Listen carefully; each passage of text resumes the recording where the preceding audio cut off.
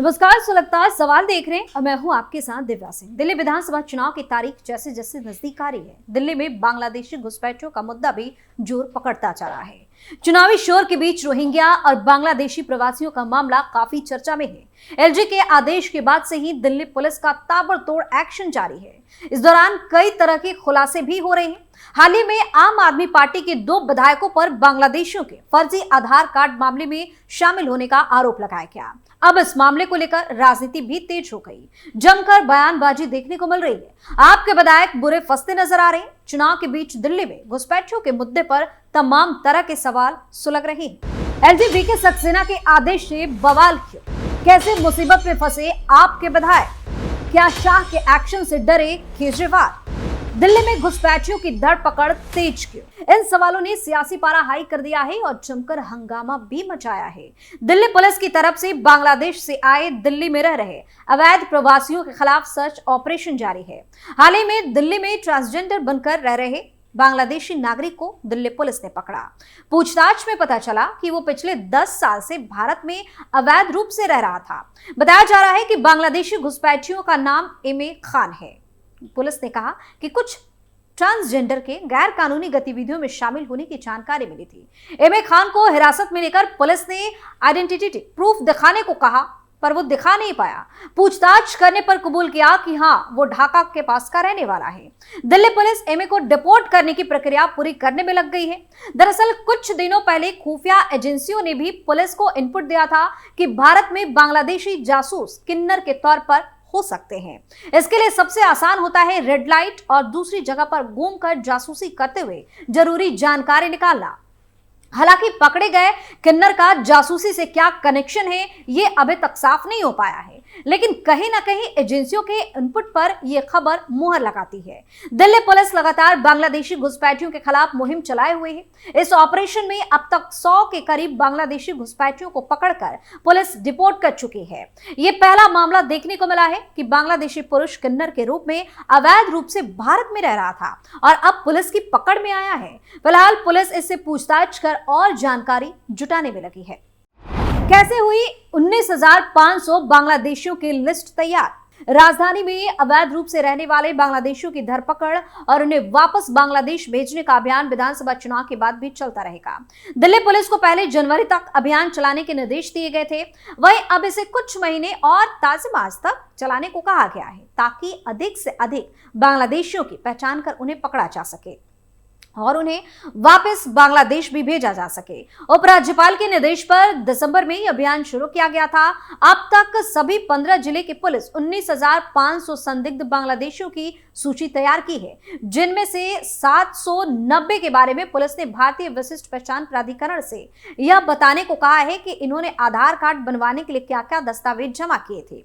100 बांग्लादेशी घुसपैठियों को दिल्ली पुलिस वापस बांग्लादेश भेज चुकी है। क्यों हुए यूपी के 2 एजेंट गिरफ्तार? दिल्ली के Indira Gandhi international airport team को बड़ी सफलता हाथ लगी है। एक बांग्लादेशी महिला के लिए फर्जी भारतीय दस्तावेज यानी जन्म प्रमाण पत्र, आधार कार्ड और पैन कार्ड बनवाने के आरोप में उत्तर प्रदेश के 2 एजेंट को गिरफ्तार किया गया। आरोपियों पर फर्जी दस्तावेजों के आधार पर महिला के लिए भारतीय पासपोर्ट का प्रबंध किया गया। दोनों एजेंट को संदेह के आधार पर आईजीआई एयरपोर्ट पर पकड़ा गया। एजेंट महिला को विदेश भेजने की फिराक में थे। इसी दौरान उनकी गिरफ्तारी हो गई। 2014 में सीमा पार करके महिला भारत में अवैध रूप से दाखिल हुई थी। रिपोर्ट के मुताबिक 8 जनवरी 2025 को रिया सिंह के नाम से जारी भारतीय पासपोर्ट धारक एक महिला यात्री ढाका से आईजीआई एयरपोर्ट दिल्ली पहुंची। उसके क्रेडेंशियल्स और यात्रा दस्तावेजों की जांच के दौरान पता चला कि वो एक बांग्लादेशी नागरिक है, जिसने धोखाधड़ी से भारतीय पासपोर्ट प्राप्त किया था। उसके पास से उसके बांग्लादेशी स्कूल के आईडी कार्ड की कॉपी भी मिली है। फिलहाल दिल्ली पुलिस ने मामला दर्ज कर आगे की जांच शुरू कर दी है। मामले की जांच के दौरान रिया से पूछताछ की गई और मामले में उसे गिरफ्तार भी किया गया। पूछताछ पर उसने खुलासा किया कि वो बेहतर आजीविका के लिए विदेश जाना चाहती थी, लेकिन उसे उसके रिश्तेदारों ने बताया कि वो बांग्लादेशी पासपोर्ट के आधार पर अच्छा पैसा नहीं कमा सकती। उसने एक दोस्त से भारत जाने का सुझाव दिया। इसके बाद वो वर्ष 2014 में अवैध रूप से पश्चिम बंगाल की सीमा पार करके भारत आई और 5-6 महीने तक वहीं रही थी। कैसे हुआ मामले में बड़ा खुलासा? बता दें कि इसके बाद वो कुछ काम की तलाश में दिल्ली आ गई। आरोपी ने आगे खुलासा किया कि वो दिल्ली के संगम बिहार में किराए पर रहने लगी, अपनी आजीविका के लिए वहां काम करने लगी। वर्ष 2019 में उसने एक भारतीय लड़के से शादी कर ली जो उसी इलाके में रहता था। पुलिस ने यह भी खुलासा किया कि वो बांग्लादेश में अपने रिश्तेदारों से मिलना चाहती थी। एजेंट सचिन ने 2 लाख रुपए के बदले उसके लिए भारतीय पासपोर्ट की व्यवस्था करने का वादा किया। सौदे के अनुसार उसने पहले फर्जी भारतीय दस्तावेज यानी जन्म प्रमाण पत्र, आधार कार्ड और पैन कार्ड का इंतजाम किया। फिर इन फर्जी दस्तावेजों के आधार पर भारतीय पासपोर्ट की व्यवस्था कर दी।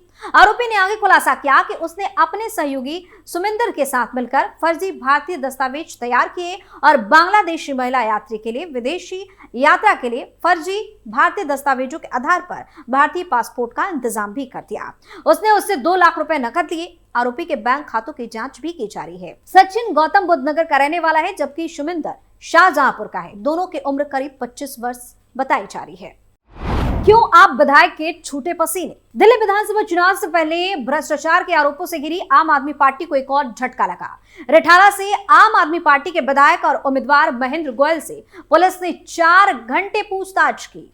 इस दौरान विधायक साहब की हालत रोने जैसी हो गई थी। पुलिस ने विधायक महेंद्र गोयल से करीब 50 सवाल पूछे।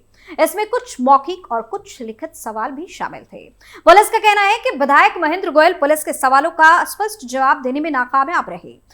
इनके चलते अभी एक बार और उनसे पूछताछ की जा सकती है। मामला दिल्ली में अवैध रूप से घुसपैठ करने वाले बांग्लादेशियों के वैध कागजात बनवाने में फर्जीवाड़े का है। दरअसल बीते दिनों दिल्ली पुलिस ने अवैध रूप से बांग्लादेशियों के घुसपैठ करने वाले गिरोह का पर्दाफाश किया था। पुलिस जांच के दौरान आरोपियों के पास भारी मात्रा में कागजात पाए गए थे।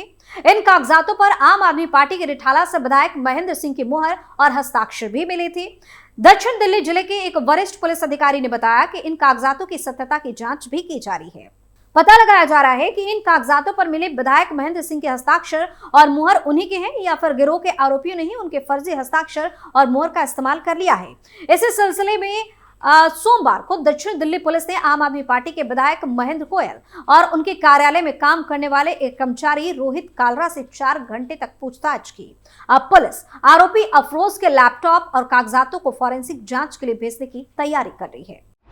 क्यों मुहर और हस्ताक्षर से फंसे विधायक? दिल्ली पुलिस मुख्यालय के एक अधिकारी ने बताया कि बांग्लादेशियों के फर्जी दस्तावेज बनाने वाले गिरोह का एक आरोपी अफरोज अनुबंध पर आधार केंद्र में नौकरी करता था। वह दिल्ली के रोहिणी में कर्नाटक बैंक स्थित आधार केंद्र पर तैनात था। आरोपी अफरोज ने पुलिस को बताया था कि वो 4000 रुपए लेकर बांग्लादेशियों का फर्जी आधार कार्ड बनाता था। पुलिस का कहना है कि जब दक्षिण दिल्ली जिले के एटीएस ने जांच के दौरान आरोपी अफरोज का लैपटॉप खंगाला तो इसमें काफी फर्जी कागजात मिले। इन कागजातों पर आम आदमी पार्टी के विधायक महेंद्र गोयल के हस्ताक्षर और मुहर भी थे। इसकी जांच के लिए सोमवार को आप विधायक महेंद्र गोयल और उनके कार्यकाल में तैनात कर्मचारी रोहित कालरा को साकेत के पुष्प बिहार स्थित एटीएस के कार्यालय में बुलाया गया था। पुलिस ने दोनों के मोबाइल फोन भी जब्त कर लिए और उसकी जांच की। इन्हें दोबारा फिर पूछताछ के लिए बुलाया जाएगा। पुलिस सूत्रों की माने तो आरोपी अफरोज के लैपटॉप में जो कागजात मिले हैं उसमें रिठाला से आम आदमी पार्टी के विधायक महेंद्र सिंह के हस्ताक्षर और मुहर लगी है। इसमें कुछ कागजात बांग्लादेशियों के भी हैं। साकेत के पुष्प बिहार स्थित एटीएस कार्यालय में आम आदमी पार्टी के विधायक महेंद्र गोयल और उनके कर्मचारी से पुलिस ने 50 से ज्यादा सवाल पूछे। इस दौरान विधायक और उनके कर्मचारी ज्यादातर सवालों का स्पष्ट जवाब नहीं दे पाए। कैसे हुआ भारत में बसाने वाले गिरोह का पर्दाफाश? दरअसल दिसंबर में पुलिस ने बांग्लादेशी नागरिकों को फर्जी तरीके से भारत में बसाने वाले गिरोह का पर्दाफाश किया। इस दौरान 7 लोगों को गिरफ्तार किया गया था। इनमें आरोपी रंजीत और सुनील के पास से कुछ बांग्लादेशी नागरिकों के दस्तावेज भी मिले थे।